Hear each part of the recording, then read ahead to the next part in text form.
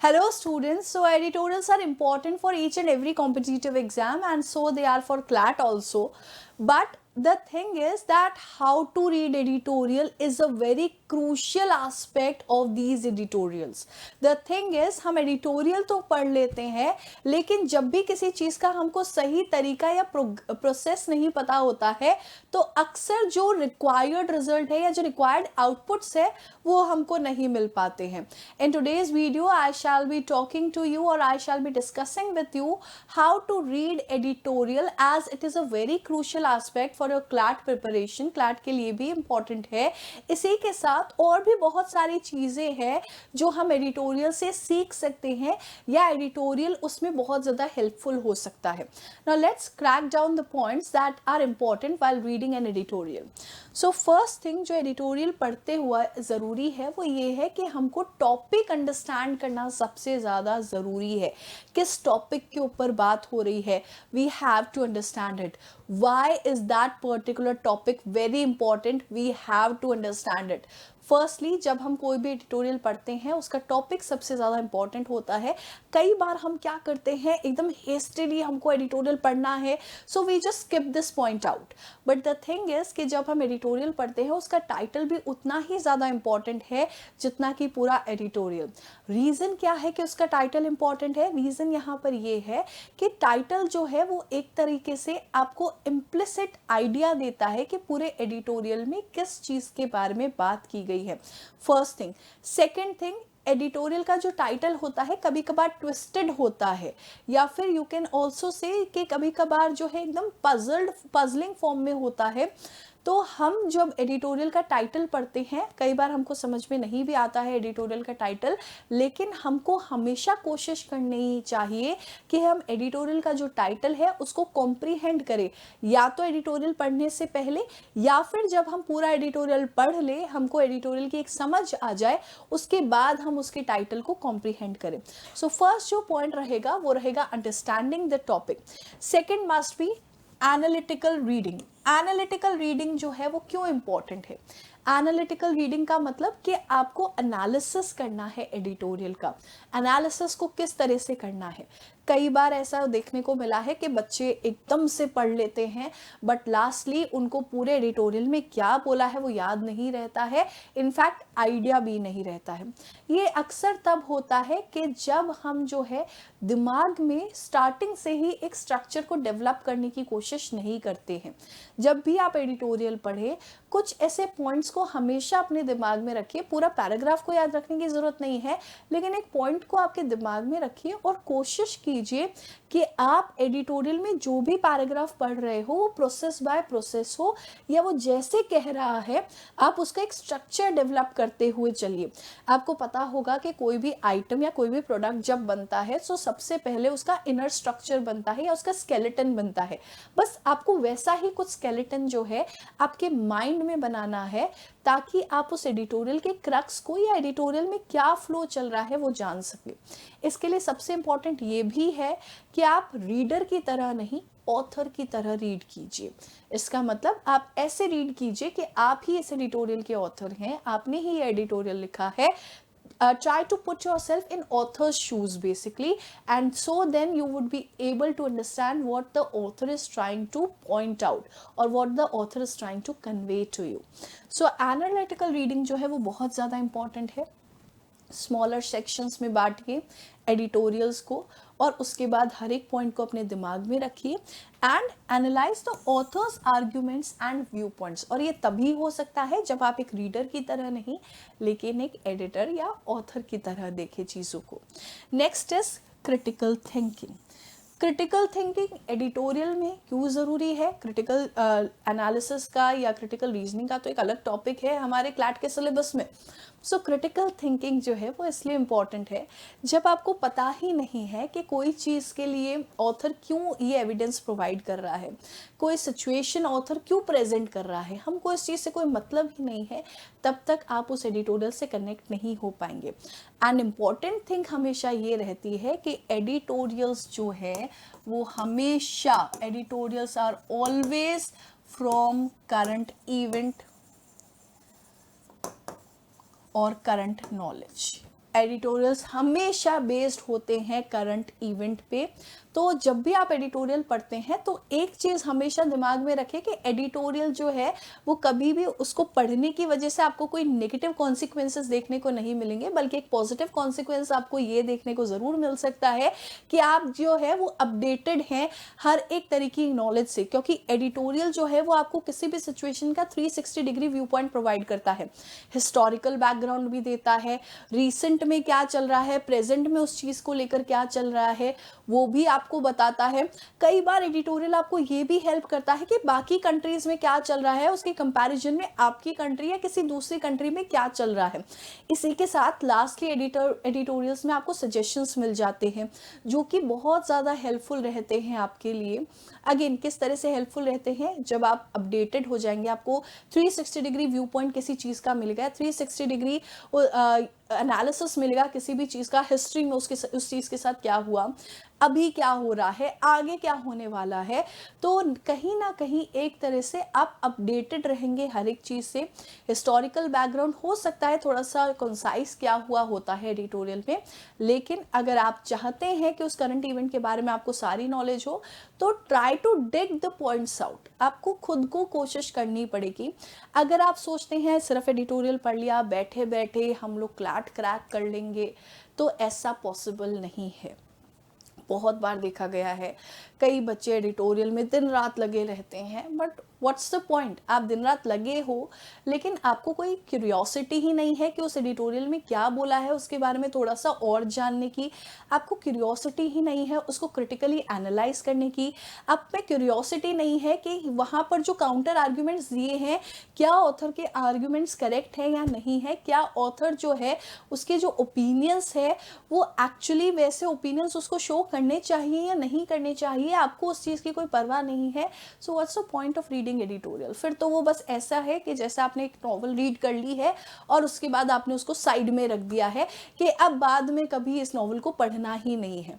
Editorials ऐसे नहीं होते हैं, एडिटोरियल्स को आपको रिवाइज करने पड़ते हैं ना। रिवाइज का मतलब ये नहीं है कि आप एडिटोरियल उस दिन का खोल के बैठ जाएं, एडिटोरियल को आपको रिलेट करना पड़ता है बेसिकली, क्योंकि बहुत बार ऐसा होता है कि विद इन 2-3 मंथ्स कई बार एडिटोरियल जो है वो रिलेटेड होते हैं। हो सकता है 2-3 महीने पहले जो एडिटोरियल आया था वो अभी वाले एडिटोरियल से बहुत ज़्यादा रिलेट कर रहा हो या उसी का ही प्रोग्रेशन हो। तो आपको एडिटोरियल को जो है वो क्रिटिकली एनालाइज करना पड़ता है। किस तरीके से आपको ओपिनियन बनाने हैं उस सब्जेक्ट मैटर पे वो भी डिपेंड करता है कि आप किस तरह से एडिटोरियल पढ़ रहे हैं या समझ रहे हैं। नेक्स्ट इज एडिटोरियल में जो भी की पॉइंट्स हो, अब वो चाहे ऑथर ने क्या आर्ग्यूमेंट्स प्रेजेंट किए वो हो, उसने क्या काउंटर आर्ग्यूमेंट्स प्रेजेंट किए वो हो, उसने जो है कहीं गवर्नमेंट के अगेंस्ट बोल रहा है वो पॉइंट आपको देखना है, या गवर्नमेंट के फेवर में बोल रहा है वो पॉइंट आपको देखना है। जो भी चीज़ आपको लगे just jot it down in your notebook. So इसलिए नोटबुक प्रिपेयर करना भी बहुत ज़्यादा ज़रूरी है जब आप एडिटोरियल्स पढ़ रहे हैं। सो यहाँ पर कुछ की फैक्टर्स हो, कुछ फैक्ट्स हो, आर्ग्यूमेंट्स हो, एग्जाम्पल्स हो। कई बार ऐसे एग्जाम्पल्स भी देखने को मिलते हैं हम लोगों को एडिटोरियल्स में जो शायद बहुत सालों से हम लोगों ने उन एग्जाम्पल्स पर ध्यान ही नहीं दिया होता है। कुछ हिस्टोरिकल रेफरेंसेस ऐसे मिलते हैं जो शायद हमको पता ही नहीं होते हैं। तो ऐसी चीज़ें जो इंटरेस्टिंग है, क्यूरियोसिटी वाली है, तो उसको नोट डाउन करिए अपने नोटबुक में। नेक्स्ट इज एडिटोरियल ना सिर्फ ये सारी चीज़ें जो मैंने आपको बताई कि ऑथर्स के शूज़ में जाके देखिए, ऑथर्स के try to analyse the editorial by remaining in authors shoes, या फिर मैं आपको बोल रही हूँ वो क्या ओपिनियंस दे रहे हैं, क्या आर्ग्यूमेंट्स दे रहे हैं वो देखिए, या फिर मैं आपको ये बोल रही हूँ कि आप कीवर्ड्स नोट कीजिए, क्या आर्ग्यूमेंट्स या काउंटर आर्ग्यूमेंट्स दिए हैं, क्रिटिकली एनालाइज कीजिए, हिस्टोरिकल बैकग्राउंड को थोड़ा सा और जो है डिग आउट करने की कोशिश कीजिए। इससे सिमिलर एक ही चीज़ जो है मैं कहना चाहती हूँ कि आप ये कोशिश कीजिए हर एक चीज़ को कॉम्प्रीहेंड करने की, क्योंकि ये सारी चीज़ें जो हैं अल्टीमेटली आपके कॉम्प्रीहेंशन में ही हेल्प करेगी। चीज़ों को कॉम्प्रीहेंड करना आपके लिए बहुत ज़्यादा इजी हो जाएगा जब आप किसी का भी व्यू पॉइंट समझते हैं। तो इसका मतलब है कि आप उसके व्यू पॉइंट को ईजिली कॉम्प्रीहेंड कर रहे हैं। कई बार ऐसा होता है, आप लोगों ने देखा भी होगा कि भाई हमारे फ्रेंड्स कुछ बोल रहे हैं, अचानक से कोई अजनबी आता है वो कुछ बोलते हैं, तो कई बार हमको फ्रेंड्स की बात उतनी समझ में नहीं आती है जितनी उस स्ट्रेंजर की बात समझ में आती है। रीज़न क्या है कि आप उस स्ट्रेंजर की बातों को कॉम्प्रिहेंड ईजिली कर पा रहे हो, आप उस स्ट्रेंजर की बातों को समझ ईजिली पा रहे हो।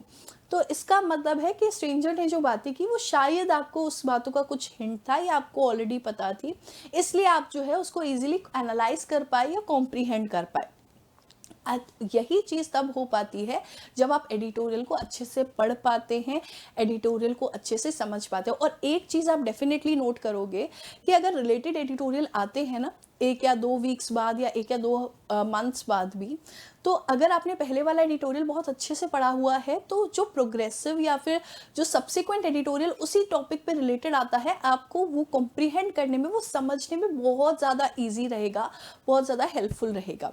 Coming to the next point कि यहाँ पर इम्पॉर्टेंट पॉइंट है बहुत ज़्यादा उन बच्चों के लिए जिनकी वोकैबुलरी थोड़ी सी कम है या वोकैबुलरी इतनी अच्छी नहीं है। वो कई बार बच्चे जो है वो कहते हैं हमारी इंग्लिश इतनी अच्छी नहीं है, तो इंग्लिश को समझने के लिए भी, इंग्लिश की वोकैबुलरी इंक्रीज करने के लिए भी एडिटोरियल बहुत हेल्प करेगा आपकी। क्योंकि हम देखते हैं द हिंदू हुआ या कोई भी इंग्लिश न्यूज़ पेपर हुआ, however we always recommend the Hindu only. तो कोई भी जो न्यूज़पेपर हुआ, न्यूज़पेपर का एडिटोरियल हुआ, उसमें इस तरह के वोकैबुलरी वर्ड्स आते हैं जो नॉर्मली हमको सुनने को नहीं मिलते या जनरल लैंग्वेज में हम यूज़ नहीं करते। और अगर हम क्लैट के पेपर को देखें तो क्लैट के पेपर में भी कभी भी जनरल लैंग्वेज वाले या नॉर्मल लैंग्वेज वाले आपको जो है पैसेजेस नहीं दिए जाएंगे। रीज़न है कि कंपटीशन को कंपटीशन पॉइंट ऑफ व्यू से जो है वो पैसेज इसी टाइप के देते हैं जो थोड़े से वोकैबुलरी जिनकी रिच होती है, एडवांस्ड वोकैबुलरी होती है। सो ये एडवांस वोकैबुलरी आप डेली लैंग्वेज से या डेली कम्युनिकेशन से जो है आप हासिल नहीं कर पाते हैं या उसको जो है आप नहीं अपना पाते हैं जितना आप एडिटोरियल देखकर या एडिटोरियल को समझकर, एडिटोरियल में से वोकैबुलरी वर्ड्स जो है वो आपकी हेल्प करते हैं आपकी वोकैबुलरी इंक्रीज करने में। ना वोकैबुलरी कैसे इंक्रीज होगी? बेसिकली आपको अगेन जो नोटबुक का मैंने आपको बोला है, आपको कुछ नहीं करना है। एडिटोरियल में जो भी इंपॉर्टेंट वर्ड आए या जो ऐसे वर्ड आए जो आपने पहले नहीं पढ़े, उसको नोट डाउन कीजिए अपनी नोटबुक में। सिंपली कोशिश कीजिए उसके एंटोनिम और सिनोनिम भी फाइंड कीजिए। ये भी देखिए कि वो जो वर्ड है वो पैसेज में या एडिटोरियल में किस तरह से यूज हुआ है, किस तरीके का सेंटेंस बना है। कोशिश कीजिए उस सेंटेंस को भी अपनी नोटबुक में लिखने की और उसी के जैसे 1 या 2 सेंटेंस वापस से रीफ्रेम करने की, ताकि वो वर्ड किस तरह से यूज होता है, किस तरह से उस वर्ड को यूज लिया जाता है, वो आपको क्लियरली समझ में आ जाए। इसी के साथ एक बहुत इंपॉर्टेंट बात जो शायद कई लोग नहीं जानते कि कई बार ऐसे कुछ वर्ड्स होते हैं जिनका अपना एक प्रीपोजिशन होता है जो हमेशा उस प्रीपोजिशन के साथ ही आते हैं। तो ऑलवेज रिमेंबर कि कोशिश कीजिए कि वोकैबुलरी वर्ड्स के साथ वो इंपॉर्टेंट प्रीपोजिशन जिसके साथ वो हमेशा आता है उसको भी आप यूज़ करने की कोशिश कीजिए और उसको जानने की कोशिश कीजिए कि कौन सा प्रीपोजिशन है जो ये हमेशा अटेन करता है अपने साथ। नेक्स्ट चीज़ जो है दैट टू स्टे अपडेटेड। आप जो है जब आप एडिटोरियल्स पढ़ेंगे, जब आप में क्यूरियोसिटी इंक्रीज होगी कोई भी टॉपिक की, ज़रूरी नहीं है हमेशा एडिटोरियल का टॉपिक वही हो जो आपको पसंद है। कुछ एडिटोरियल के टॉपिक ऐसे भी होते हैं जो आपको पसंद नहीं हो, फिर भी कोशिश कीजिए उनको पढ़ने की, क्योंकि कहीं ना कहीं ये और कुछ नहीं करेगा तो आपकी करंट अफेयर की नॉलेज को या फिर आपको जो है एक न्यूज़ से अपडेटेड ही रखेगा। इसी के साथ वोकैबुलरी आपकी 100% वोकैबुलरी तो आपकी एनहांस करेगा ही करेगा। तो आपको जो है स्टे अपडेटेड रखने के लिए भी एडिटोरियल बहुत ज़्यादा हेल्पफुल रहते हैं। नेक्स्ट इज आपको ये जो चीज़ मैं आपको सारी चीज़ें बता रही हूँ, मैम ने सब चीज़ बोल दी, तो ये चीज़ 1 दिन कर ली 2 दिन कर ली ऐसा नहीं है। जब आपको रिजल्ट्स अच्छे चाहिए, जब आपको चाहिए कि आपके एफर्ट्स जो है that your efforts are visible to the whole world, then you need to practise everything regularly. तब आपको वो चीज़ें जो है वो रेगुलरली प्रैक्टिस करनी होती है। बीच में छोड़ दिया तो फिर इसका मतलब है कि आप जो है अपने टारगेट से कहीं ना कहीं बहुत ज़्यादा पीछे आ चुके हो। कोई भी प्रैक्टिस जब आप अटेन करते हैं कोशिश कीजिए उसको रेगुलर रखने की। ये नहीं कि आपने बीच में कुछ टाइम के लिए उसको छोड़ दिया फिर वापस आपने रिवाइव किया, तो वो एक तरह से जो है वो रिवाइवल उतना ज़्यादा सक्सेसफुल नहीं होता है जितना ज़्यादा जो है वो रेगुलर प्रैक्टिस सक्सेसफुल होती है। Next is time management, very important aspect. जब आप एडिटोरियल को पढ़ते हैं, शुरुआत में आप टाइम ले रहे हैं, कई बच्चे 1 आवर लेते हैं, कई बच्चे हाफ एन आवर लेते हैं, इट्स ओके। शुरुआत में it's okay to take this much of time, but जैसे जैसे आप जो है प्रोग्रेस कर रहे हैं, एडिटोरियल्स पढ़ रहे हैं, 1 मंथ हो चुका है, उसके बाद भी अगर आप हाफ आवर, 1 आवर, 2 आवर ले रहे हैं एडिटोरियल पढ़ने में, तो ये यहाँ पर आपकी कहीं ना कहीं आपका प्रोग्रेस जो है वो हैम्पर हो रहा है। इसलिए कोशिश कीजिए अपने साथ शुरुआत में कुछ टाइम तक आप भले ही यहाँ पर टाइमर नहीं लगाए अपने साथ, लेकिन उसके बाद कोशिश कीजिए कि आपके साथ टाइमर जो है, जब भी आप एडिटोरियल पढ़ते हैं, try to take a timer with you और try to take a already set time with you. पहले से ही सेट किया हुआ टाइम लेकर चलिए कि मैं ये एडिटोरियल जो है वो इतने मिनट्स में कंप्लीट कर दूंगी, क्योंकि यहाँ पर आवर्स वाली बात, एडिटोरियल पढ़ने के लिए, सिर्फ एक एडिटोरियल पढ़ने के लिए अगर आप घंटे लगा रहे हैं, सो इट्स नॉट वर्थ। ठीक है, कुछ टाइम बाद आप कोशिश कीजिए टाइमर के साथ एडिटोरियल को पढ़ने की। एक एडिटोरियल के लिए 10 to 20 मिनट्स शुरुआत में इनफ है, और कोशिश कीजिए इस टाइम को और ज़्यादा रिड्यूस करने की। जितना ज़्यादा आप टाइम को रिड्यूस करेंगे, ना सिर्फ क्योंकि आपकी आप डेली एडिटोरियल पढ़ रहे हैं तो आपकी कॉम्प्रीहेंशन एबिलिटी अच्छी हो रही है, इसी के साथ जब आप टाइम जो है टाइमर लगा के पढ़ने शुरू करेंगे तो आपका टाइम मैनेजमेंट अच्छा हो जाएगा, स्पीड अच्छी हो जाएगी, रीडिंग स्पीड अच्छी हो जाएगी। तो एग्ज़ाम में जो आपका टाइम पढ़ने की वजह से जो है ख़त्म होने वाला है, वो पढ़ने की वजह, जो वो जल्दी से पढ़ने की वजह से या पेस्ड अप रीडिंग की वजह से जो आपका टाइम लगने वाला है वो थोड़ा सा कम हो जाएगा, जो अगेन आप ही के लिए बेनिफिशियल रहेगा क्वेश्चंस में एक्स्ट्रा टाइम देने के लिए। Okay, next is discuss with peer.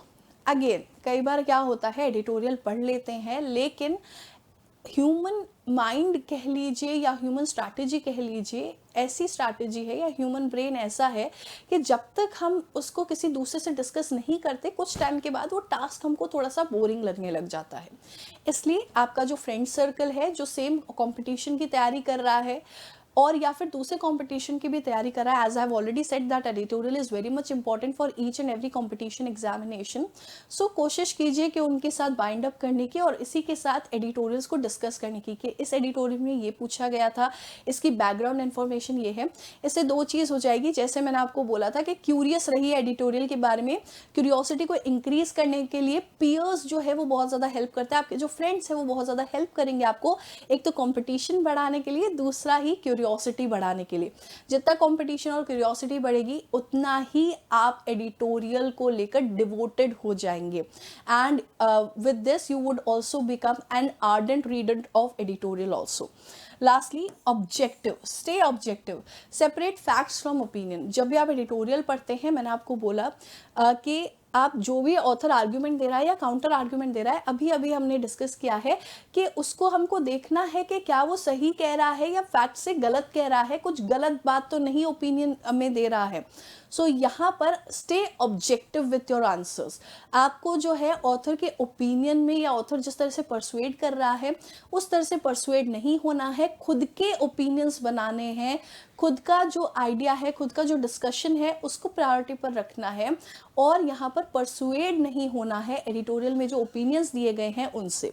Develop the ability to critically assess और एनालाइज द इंफॉर्मेशन। इसीलिए जो है क्रिटिकल एनालिसिस जो है एडिटोरियल का बहुत ज़्यादा इम्पॉर्टेंट है। ना, ये तो हो गया कि भाई हमको एडिटोरियल किस तरह से पढ़ना है, लेकिन अगर आपको सच में पढ़ना है, अगर आपको सच में क्लैट को जो है क्रैक करना है, तो उसके लिए उत्कर्ष आप लोगों के लिए एक बहुत अच्छा इनिशिएटिव लेकर आया है। और वो अच्छा इनिशिएटिव है क्योंकि नया साल आ रहा है, new year is approaching, new year is coming, so Utkarsh is offering 90% on all its courses, और you can also say Mahabachat offer bye उत्कर्ष। 90% का ऑफ मिल रहा है आपको उत्कर्ष के सभी कोर्सेज पर। लेकिन ये जो ऑफर है, पहले ही बता दूं, ये offer is starting from 29th of December till 2nd January 2020 only. तो यहाँ पर ज़्यादा टाइम आप लोगों के पास नहीं रहेगा महाबचत ऑफर के लिए। इसी के साथ हम बात कर लेते हैं कि क्लैट के कोर्सेज पर कितनी ज़्यादा डिस्काउंट मिलने वाला है, क्या डिस्काउंट मिलने वाला है। सो क्लैट का जो टारगेट बैच हमारा रहेगा T1 का, क्लैट 2025 का, उसकी जो फीस थी पहले 65,000 थी, but in this Mahabachat offer आपको ये जो ऑफर है, आपको ये जो बैच है वो सिर्फ 19,500 में मिलने वाला है। नेक्स्ट जो फाउंडेशन बैच है क्लैट 2025 के लिए 65,000 फीस थी, अब यहाँ पर हमने इसको फीस को थोड़ा सा गिरा दिया है महाबचत ऑफर में और ये फीस रह गई है 22,000 ओनली। इसी के साथ कई बच्चों को सिर्फ लीगल रीजनिंग चाहिए होता है अपने फाउंडेशन कोर्स के लिए, तो उसकी फीस जो है पहले थी 22,000 और अब जो है इस महाबचत ऑफर के अंदर इसकी फीस हो गई है जस्ट ₹2,000 ओनली। इसी के साथ 3 ईयर LLB CUET PG जो कि ओलेट एग्जाम भी कहते हैं उसको, CUET LLB PG को, जिसकी फीस पहले 18,000 थी, but in this Mahabachat offer you will get a discount of 90% and this fees is reduce to 3,500 only. And lastly जो ओलेट एग्जामिनेशन है 2024 के O1 जिसको कहा गया है, उसकी फीस पहले 18,000 थी, लेकिन इस महाबचत ऑफर के चलते आपको 5,000 रुपीज़ में ये कोर्स दिया जा रहा है।